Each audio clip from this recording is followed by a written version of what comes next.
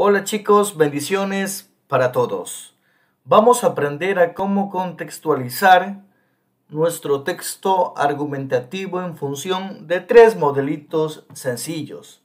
Como ya saben, siempre les presento algunos ejemplos para que se puedan guiar.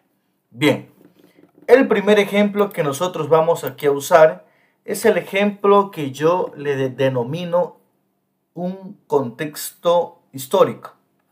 ¿Ya? El primer ejemplo es un contexto histórico y dice así: a través del tiempo se han inventado innumerables mecanismos de control para las sociedades, lo cual ha generado un cierto orden impuesto por el hombre para el hombre. En Estados Unidos, por citar un ejemplo puntual, desde 1890 se ha usado la silla eléctrica para ciertos PPL. ¿Será necesario seguir el ejemplo del país norteamericano en Ecuador? Como ya es notorio, el título argumentativo es La pena de muerte, un camino de paz para los PPL. PPL, persona privada de libertad, ¿ok? Es un título enunciativo, ¿ya? Entonces, palabras claves de mi párrafo. Analicemos, chicos. Lo primero es que tengo tres oraciones. Miren, yo tengo aquí tres oraciones. Tengo hasta aquí una oración, ¿cierto?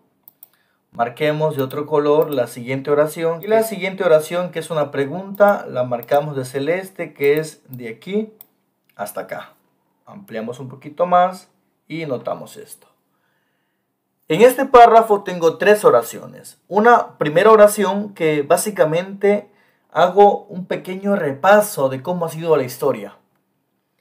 En la segunda oración pongo un ejemplo donde se haya visto un mecanismo o algún ejemplo de lo que estén hablando respecto a la historia.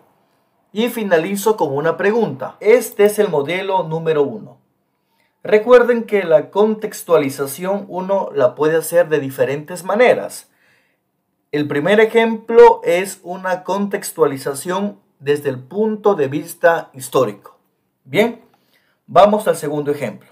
Este ejemplo es desde el punto de vista investigativo. Entonces aquí vamos a ponerle desde el punto de vista investigativo. Desde el ámbito investigativo, ¿ya? Dice así: estudios realizados en más de 3 millones de PPL, realizados desde el año 2010 hasta el 2019, brindaron datos que se los debe de considerar. Los delincuentes tienen un perfil psicológico que es prácticamente imposible de modificar. Por tal motivo, las políticas de los reos en muchos países son prácticas y no permiten que en los centros de rehabilitación exista descontrol. ¿Ecuador necesita modificar las leyes para los PPL? Ya, ahora, vamos a separar las oraciones de nuestro párrafo. Bien, chicos, ahora he marcado las oraciones. Como notan, es un párrafo con 4 oraciones.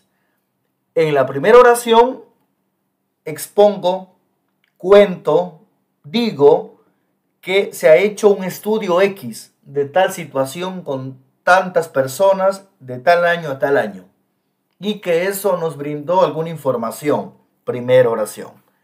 Segunda oración es la conclusión que se llegó con el estudio que está en la parte amarillo, ¿ya? Es decir, que lo que está aquí, voy a marcar, que lo que está aquí de verde prácticamente es la conclusión que logramos con el estudio que se hizo y que nosotros ya lo mencionamos en la parte amarilla.